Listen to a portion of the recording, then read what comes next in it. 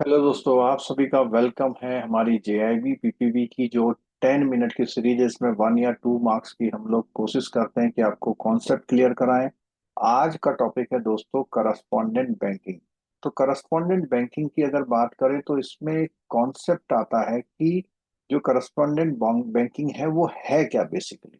अगर हम बात करें कि अगर हम कोई ऐसा अरेंजमेंट करते हैं किसी दूसरे बैंक के साथ कि वो हमारे जो सर्विसेज हैं वो हमारी सर्विसेज को वहां पर दे दे, तो वेयर वन बैंक करस्पॉन्डेंट, जिसको हम करस्पॉन्डेंट बोल रहे हैं, holds deposits of other bank and provide payment and other services. तो यहाँ पर इसकी ये डेफिनेशन हो गई हमारी करस्पॉन्डेंट बैंकिंग की। ठीक है, क्या करते हैं वो? Lifeline of global financial transactions, यानी कि ग्लोबल फाइनेंशियल ट्रांजेक्शन्स जो भी होते हैं वो करस्पॉन्डेंट बैंकिंग का बहुत बड़ा रोल होता है, क्योंकि सब लोग अपनी ब्रांचेस सब जगह नहीं खोल सकते। और इंटरनेशनल ट्रेड को सपोर्ट करते हैं, ट्रेवल और टूरिज्म को भी सपोर्ट ये करस्पॉन्डेंट बैंकिंग करती है। ठीक है, अब बात करते हैं, करस्पॉन्डेंट बैंकिंग तो है लेकिन साथ साथ यहाँ पर रिस्क भी है।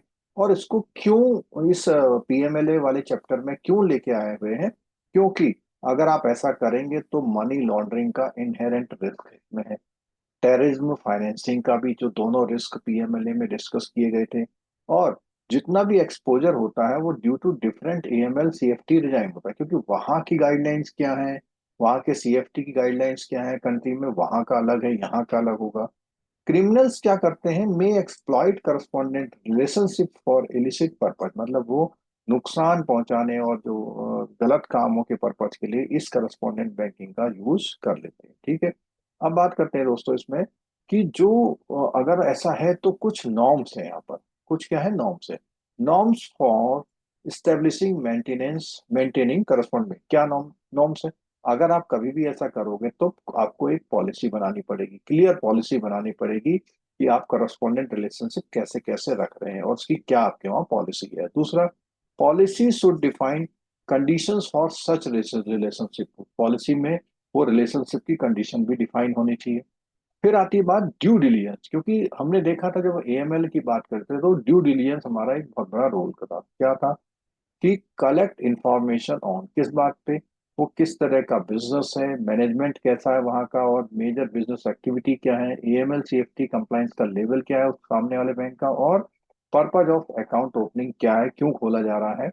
Identity of third party entity using services, जो भी इसकी थर्ड पार्टी सर्विसेज यूज कर रहे हैं उनकी आइडेंटिटी। और regulatory supervisory framework in home country, यानी कि उस कंट्री का अपना वहां वाला कैसा है और आपका कैसा, दोनों चीजों को आपको देखना है। ठीक है, उसके साथ कई बार क्या होता है, जैसे सेल बैंक का कॉन्सेप्ट, यानी कि एक तरह से नकली या एक तरह से केवल किसी खास पर्पज के लिए खोला जाता है। तो आपको कोई भी सेल बैंक से कोई भी रिलेशनशिप नहीं रखनी है। जैसे सेल कंपनी सुना होगा आपने शेयर मार्केट में। Ensure respondent bank do not allow shell banks to account, वो सेल बैंक आपका अकाउंट यूज ना करें, ये बिल्कुल आपको रेस्पोंडेंट बैंक को बता देना है। High risk jurisdiction, exercise action, अगर मान लिया हाई रिस्क ज्यूरिस्डिक्शन का एरिया है तो आपको कॉशन जो है एक्सरसाइज करना है with banks in jurisdiction having strategic deficiencies as और पुअर एफएटीएफ। अगर वहां पर पुअर एफएटीएफ गाइडलाइंस कंप्लाइंस हो रही है तो इसका मतलब वो हाई रिस्क ज्यूरिस्डिक्शन में है। अगर हम डायग्राम की तरह से समझना चाहें इस बात को तो यहाँ पर करस्पॉन्डेंट बैंक जो है कुछ सर्विसेज को, जैसे वो आपके डिपॉजिटर को होल्ड करता है, कुछ पेमेंट सर्विसेज होती हैं, कुछ अदर सर्विसेज होती हैं। रिस्क क्या इन्वॉल्व है इसमें?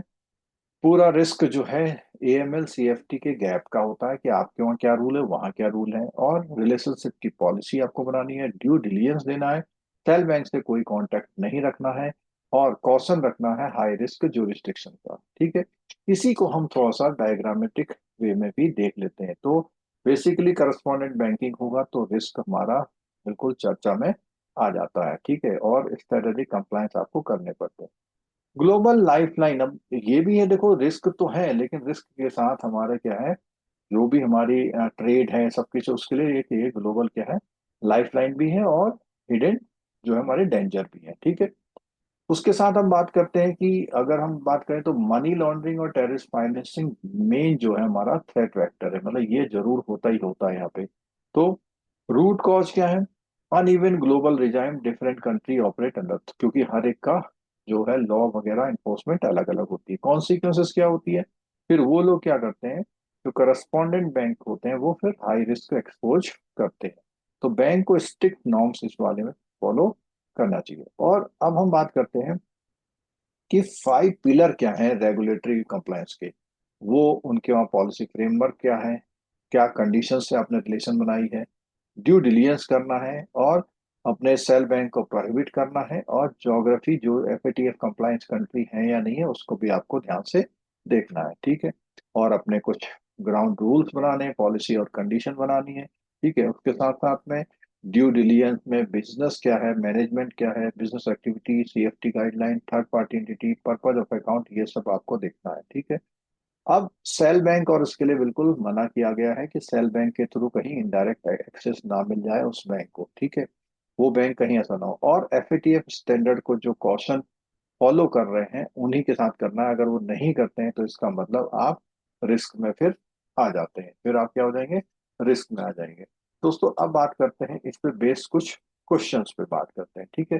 तो पहला जो क्वेश्चंस हम लोग लेते हैं यहाँ पर, correspondent banking is an arrangement where one bank holds deposit of other bank and provide payment of and other services, acting as a lifeline of global financial transaction, but at the same time exposing banks risk to money laundering, terror financing due to varying AML और CFT design. तो इसमें पूछना कौन सा correct है, यहाँ पे पूछा क्वेश्चन कौन सा। It is only use for domestic transaction, बिल्कुल नहीं, सबके लिए किया जाता है। It is crucial for international trade travel purposes, बिल्कुल है, ये हमने देखा था। It exclude risk of money laundering, बिल्कुल गलत बात है, इसका रिस्क होता है। It is limited to shell bank only, नहीं, ये सेल बैंक है और नॉर्मल सभी के लिए हमको ये फॉलो करना पड़ता है, ठीक है।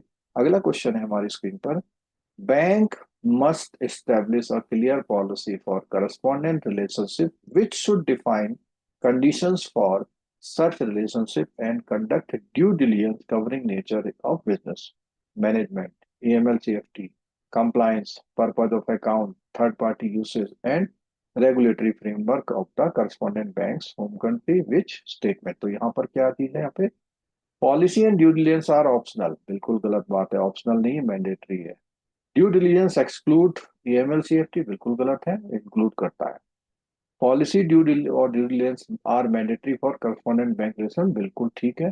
Policy covers only domestic bank, गलत बात है, ठीक है।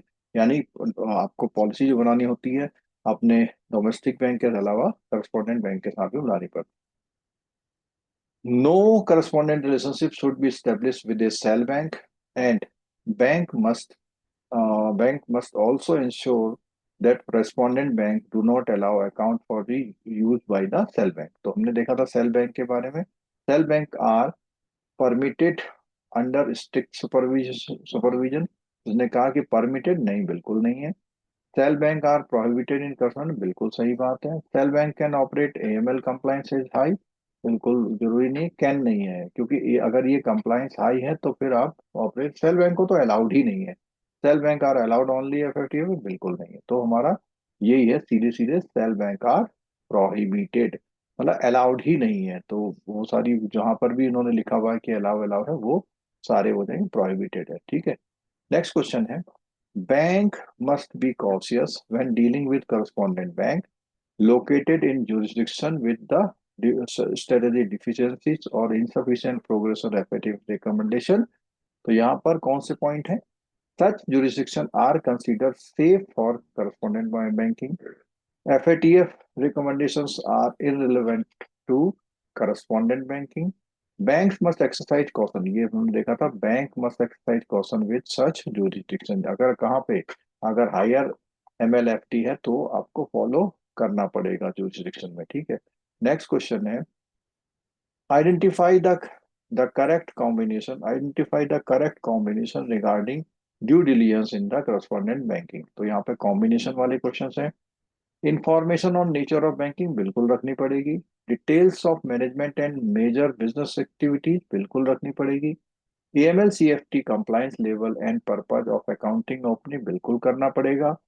Identify the third party entities and regulatory framework of the home country, बिल्कुल आपको आइडेंटिफाई करना पड़ेगा अपनी थर्ड पार्टी एंटिटी के बारे में। ठीक है, तो इसमें all of the above are correct.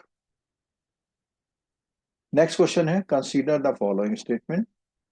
Correspondent banking support international trade, travel and tourism, बिल्कुल ठीक, हमने पहले पढ़ लिया था।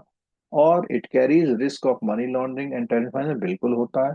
No relationship should be establish with the shell bank, बिल्कुल ठीक बात है। Bank must ignore FATF recommendation when dealing with, नहीं बिल्कुल नहीं। FATF की रिकमेंडेशन हमको हमेशा फॉलो करनी पड़ती है, हम इसे इग्नोर नहीं कर सकते। तो इसमें आ जाएगा 1 2 and 3 को ऑप्शंस आर करेक्ट। ठीक है, अब दोस्तों बात करते हैं कि लास्ट 30 ईयर में 10 लाख से ज्यादा बैंकर्स ने हमारे वहां से जो है ये अपने वीडियो लेसन्स और PDF की हेल्प से JIB CIB और प्रमोशन के एग्जाम को क्वालिफाई किया है। इसके जो डिफरेंट हमारे वेरियस कोर्सेज हैं NS टूर स्कूल ऑफ बैंकिंग.com पर या मोबाइल एप्लीकेशन पर मिल सकते हैं। तो दोस्तों इस सीरीज से आप जो भी कॉन्सेप्ट क्लियर हुआ है और उस पे बेस्ड आपने क्वेश्चन भी करे, होप कि ये आपके लिए हेल्पफुल रही होगी। दोस्तों मिलते हैं, ये रेगुलर सीरीज हमारी चल रही है, आप अटेंड करिए और मिलते हैं फिर अगले लेक्चर में। Thank you.